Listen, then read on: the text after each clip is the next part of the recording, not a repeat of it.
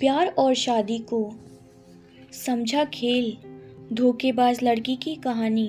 सुरभि और राघव एक दूसरे से कॉलेज में मिले थे। सुरभि इतनी खूबसूरत थी कि राघव को उसे पहली नज़र में ही प्यार हो गया था। फिर राघव ने सुरभि को बहुत हिम्मत करके प्रपोज कर दिया।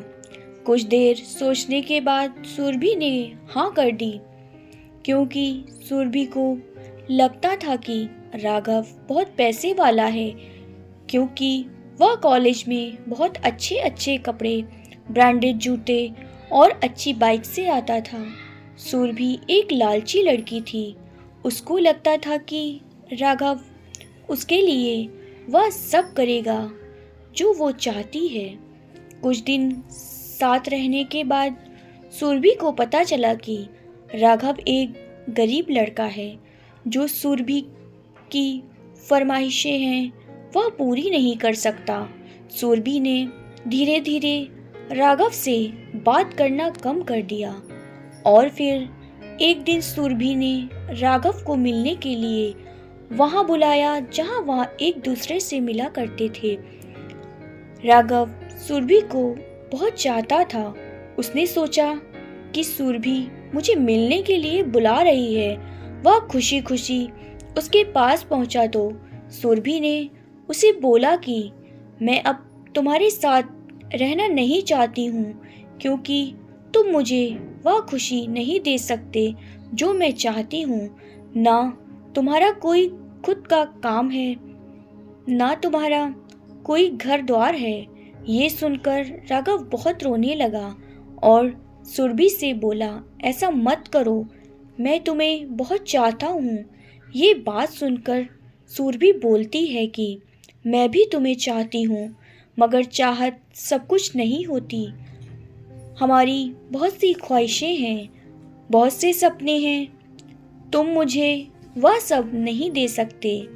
और राघव से कहती है कि तुम बहुत बड़े बिजनेसमैन बन जाना, मेरे पास आना, मैं तुम्हारा इंतज़ार करूंगी। इतना कहकर सुरभि वहाँ से चली जाती है। राघव बेचारा वहीं खड़ा रोता रहता है और फिर कुछ दिनों बाद उसको पता चलता है कि सुरभि ने एक बहुत बड़े बिजनेसमैन से शादी कर ली है। वह बहुत मायूस होता है और सोचता है कि मैं भी इतना पैसा कमाऊंगा कि मेरी सुरभि फिर से मेरे पास आ जाएगी। और उधर सुरभि का पति सुरभि से बहुत प्यार करता है, मगर सुरभि की जो शादी से पहले आज़ादी थी, घूमना फिरना, शॉपिंग करना, वह सब नहीं करता था। वह सुरभि को अपनी आंखों से दूर नहीं जाने देता था। एक दिन सुरभि का बर्थडे पड़ा तो उसने अकेले ही बर्थडे सेलिब्रेट किया। सुरभि ने बोला, आज तो सब आए होंगे ना मेरा बर्थडे सेलिब्रेट करने के लिए।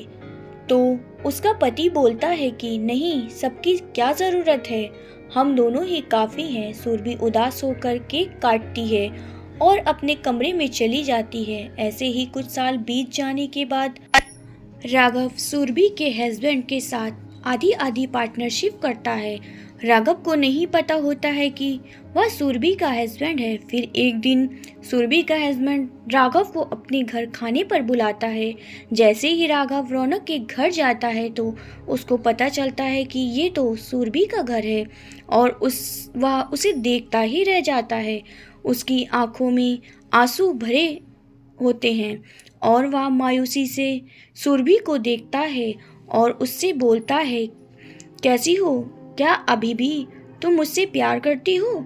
सुरभि अपने पति से वैसे ही बहुत परेशान होती है। वह कहती है, हाँ मैं तुमसे प्यार करती हूँ। राघव से अपने पति के बारे में उल्टी सीधी बातें बताती है।